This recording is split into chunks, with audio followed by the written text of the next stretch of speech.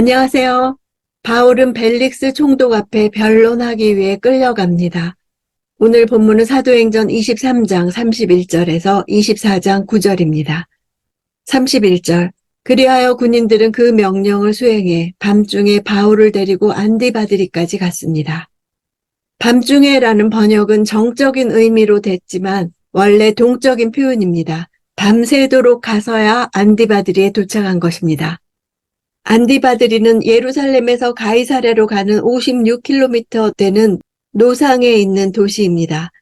그들은 만약 있을지 모르는 바울 암살단의 추격을 피하기 위해 강행군을 한 것입니다. 34절. 총독은 편지를 읽어본 뒤 그에게 어느 지방 출신이냐고 물었습니다. 길리기아 출신임을 알게 된 총독은 일종의 예비신문으로 총독은 누구의 관할권 하에 있는지를 확인하는 질문을 했습니다. 로마 제국의 신분 구성은 황제, 원로원, 기사, 평민, 노예로 이어지는 피라미드 형태였습니다. 국가의 행정 조직은 황제 아래로 원로원, 장관, 행정관과 관원의 순서로 되어 있었습니다. 당시 벨릭스 총독이 어느 지방에 속하는지를 물은 것은 자신이 재판할 수 있는 지방의 사람인지 아니면 자기의 권한이 미치지 않는 지방에 속한 사람인지를 먼저 알아야 할 필요가 있었기 때문입니다. 당시 벨릭스는 유대 총독이면서 시리아와 길리기아의 대리대사를 겸임하고 있었으므로 길리기아 다소 출신인 바울을 재판할 수 있는 자격이 있었습니다. 35절. 바울에게 말했습니다. 너를 고소하는 사람들이 이곳에 도착하는 대로 내 변명을 듣도록 하겠다. 그러고 나서 그는 바울을 헤롯의 관저에 가두어 지키라고 명령했습니다. 벨릭스는 정식으로 바울을 신문하기로 결정했습니다. 헤롯의 관저는 로마를 왕래함에 있어 가이사랴가 교통이 편리해 예루살렘을 대신하는 유대의 행정수도가 된 후 로마 총독의 관저로 사용되었습니다. 바울은 중죄인이 갇히는 지하 감옥이 아니라 일반적인 방에서 감시를 받으며 거주했을 것입니다. 로마 시민이었고 죄의 유무가 확정되지도 않는 미결수였기 때문이고 바울의 무죄 내용을 담고 있는 천부장의 편지도 바울이 관대한 처우를 받는 데 영향을 미쳤을 것입니다. 1절. 5일이 지나자 대제사장 아나니아가 몇몇 장로들과 더둘로라는 변호사를 데리고 가이사랴에 내려왔습니다. 그들은 총독 앞에서 바울을 고소했습니다. 5일이 지난 것은 바울이 예루살렘을 출발한 때로부터를 말합니다. 대제사장이 재판을 참관하기 위해 예루살렘에서 서북방으로 104km나 떨어진 가이사랴까지 내려온다는 것은 결코 흔히 있는 일이 아닙니다. 이것은 대제사장 아나니아의 악랄하고 집요한 성격을 단적으로 보여주며 아마도 바울이 그를 저주한 일에 대한 개인적인 증오심 때문에 참석했을 것으로 추측합니다. 아나니아를 위시한 유대의 종교 지도자들은 바울에 대한 사형 판결을 받아내기 위해 바울이 실제 로마의 실정법을 어긴 사실이 없으므로 유대인들의 법과 로마법의 절차를 잘 아는 변호사를 선임했습니다. 더둘로는 로마 이름이지만 아마도 로마 시민권을 지닌 헬라파 유대인으로 연설과 법의 전문가로 추측됩니다.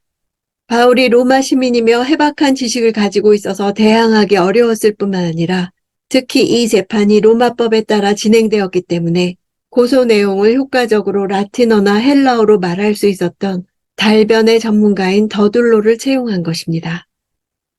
2절. 바울이 불려 나오자 더둘로가 그 사건을 벨릭스 앞에 고소해 말했습니다. 우리는 각하의 다스림 아래서 오랫동안 태평성대를 누리고 있습니다. 각하의 성견 지명은 이 나라의 개혁을 가져다 주었습니다.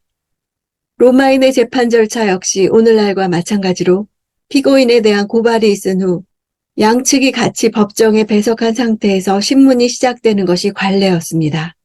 바울이 자유가 속박된 미결수의 신분으로서 법정에 호출되어 서는 모습을 보여주고 있습니다. 더둘로는 벨릭스에게 아첨하며 벨릭스의 치적을 태평성대라는 한마디로 표현합니다. 유대민족이 현재도 많은 평화를 누리고 있다고 말하고 있으나 사실 벨릭스 당시에 유대에서는 수많은 소요가 있었습니다. 이후에 벨릭스가 총독의 직무를 그만두게 된 것도 팔레스틴 전 지역에 걸쳐서 열심당원을 중심으로 한 반란 행위가 증가했고 그것을 진압하는 과정에서 많은 불미스러운 일들이 발생했기 때문이었습니다. 벨릭스는 노예의 심성을 가지고 왕의 권력을 행사했다는 비아냥을 들을 만큼 도둑들을 제거하는 한편으로는 도둑의 무리를 방관하고 그 대가로 그들로부터 뇌물을 받았다고 합니다. 마침내 유대인들에 의해 이러한 여러 실정들이 고발되어 네로에게 소환되었습니다. 더둘로의 이런 아첨은 바울을 평화의 교란자로 고소하는 논고의 도입부로서 시작한 것입니다.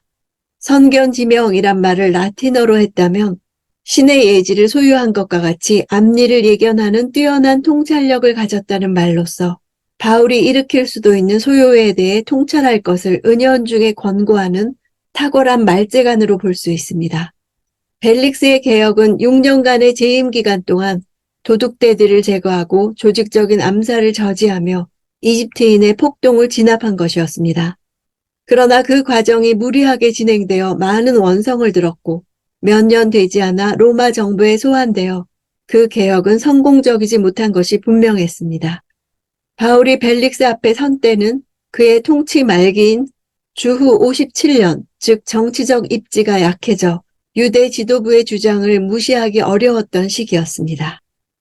4절, 이제 더 이상 각하께 폐가 되지 않도록 간단히 말씀드리겠으니 각하께서는 관용을 베푸셔서 저희 말을 들어주시기 바랍니다. 폐가 되지 않도록이란 말은 가정법을 사용해서 지속적이며 반복적으로 발생하는 동작을 나타내어 묘한 뉘앙스를 전달합니다. 1차적으로는 사건 설명을 간략히 하여 총독의 번거로움을 덜어주겠다는 의미이지만 내면적으로는 만약 판결이 자신들의 바램대로 이루어지지 않는다면 지속적이며 반복적으로 괴로운 일이 일어날 수도 있다는 뉘앙스를 내포합니다. 상대방을 정도 이상으로 높이는 매우 비굴한 것인 동시에 자신들이 유대의 지도층 인사임을 내세워 그 스스로 여러 가지 약점을 가지고 있는 총독을 은근히 협박하는 뉘앙스도 포함되어 있는 것입니다. 5, 6절, 저희가 알아보니 이 사람은 전염병 같은 사람으로 온 세상에 퍼져 있는 유대 사람들 가운데 폭동을 일으키는 사람입니다. 그는 나사렛 이단의 우두머리이며 심지어 성전까지 더럽히려고 했습니다. 그래서 저희가 붙잡은 것입니다. 알아보다 하는 단어는 우연히 발견하다 이런 뜻으로 바울의 죄상은 주의를 기울여 보지 않아도 누구나 쉽게 발견할 수 있을 정도로 분명하다는 것을 나타냅니다. 더둘로는 바울을 폭동 소요죄, 나사렛 이단의 괴수, 성전 모독죄로 고소하고 있습니다. 소요죄는 유대에서 잦은 폭동에 시달리던 벨릭스로서는 결코 간과할 수 없는 자극적인 내용이었습니다. 전염병이란 단어는 패스트처럼 골칫덩어리, 말썽꾸러기라는 의미로 바울 당대의 사람의 인격을 심하게 모독하는 욕설이었습니다. 바울이 전하는 도를 그냥 방관하면 온 도시가 이 도로 물들게 되어 결국 로마에 치명적 타격을 입히게 될 것이라는 점을 지적한 것입니다.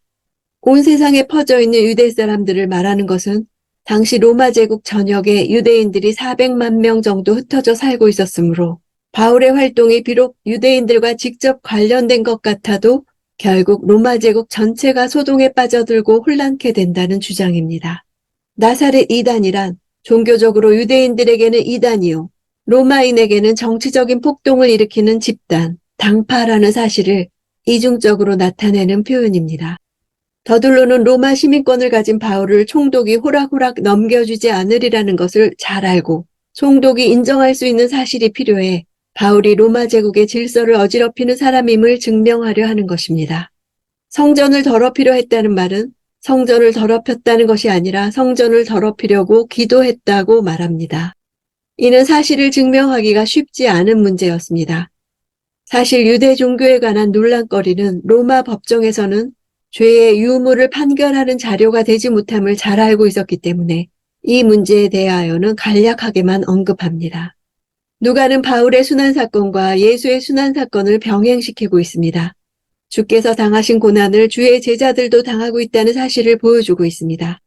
더둘로는 마치 사내들인이 바울을 체포한 것 같이 말하고 있습니다. 그러나 바울은 유대인들에 의해 불법적으로 공격을 받고 그 후 공식적인 공권력 개입은 천부장에 의해 이루어졌습니다. 바울이 범죄 현장에서 사내들인 공회에 의해 체포된 것처럼 진술함으로써 바울의 범죄를 기정사실로 만들려 했던 것입니다. 사실 성전 모독죄는 유대의 법률에 의하면 사형죄에 해당합니다. 로마 당국이 비록 식민지의 종교 문제라 하더라도 이에 대해 사형 판결을 내리면 인가하는 경우가 많았기 때문에 바울이 유대 종교법을 어긴 현장범으로서 사형에 해당하는 자임을 강력하게 주장하고 있는 것입니다. 9절. 다른 유대 사람들도 이것이 사실임을 주장하며 이 고소를 지지했습니다. 아나니아 일행은 예루살렘을 떠날 때 바울의 고소에 필요한 최소한의 인원만 동원한 것이 아니라 다른 많은 유대인들을 데리고 왔던 것입니다. 이 사건에 많은 증인이 있다는 것을 보여줌으로써 자기들의 의도대로 재판을 끌고 가려 했던 것입니다. 사실 더둘로의 고소는 그 고소 내용을 구체적으로 입증할 어떠한 증거도 제시되지 않은 매우 불완전한 것이었습니다. 따라서 그가 할 수 있는 최상의 일은 많은 유대인들을 동원해 자신의 말에 공감을 표하게 하는 것뿐이었을 것입니다. 예루살렘과 로마는 두 개의 막강한 권력의 중심지였습니다. 예루살렘의 신앙은 아브라함에 이르기까지 2000년을 거슬러 올라갑니다. 로마의 통치는 지중해를 중심으로 약 480만 평방킬로미터까지 미치고 있었습니다. 예루살렘의 강점은 역사와 전통에 있으며 로마의 강점은 정복과 조직에 있습니다. 예루살렘과 로마의 결합된 힘은 압도적인 것이었습니다. 만일 바울과 같이 혼자서 그들에게 대항한다면 그 결과는 불을 보듯 뻔한 것이었습니다. 그가 살아남을 가능성은 전혀 없었습니다. 그러나 바울은 전적으로 다른 각도에서 자신이 처한 상황을 보았습니다. 로마에 주어진 그의 권위는 하나님께로부터 온 것임을 인정했습니다. 바울보다 600여 년 앞선 시대에 바울처럼 동족에 의해 감옥에 갇혀있던 예레미야에게 들려주신 하나님의 말씀이 바울에게도 오늘을 사는 우리에게도 살아있는 말씀이 됩니다. 예레미야가 아직 시위대 뜰에 갇혀있을 때에 여호와의 말씀이 임하니라. 이를 행하시는 여호와, 그것을 만들며 성취하시는 여호와, 그의 이름을 여호와라 하는 이가 이르시도다. 너는 내게 부르짖으라. 내가 내게 응답하겠고 내가 알지 못하는 크고 은밀한 일을 내게 보이리라. 하나님이 심어주신 비전을 이루기 위해서 감옥 같은 답답한 현실 속에서도 부르짖어야 합니다. 하나님은 비전을 잃지 않고 사는 사람을 통해 일을 성취하십니다.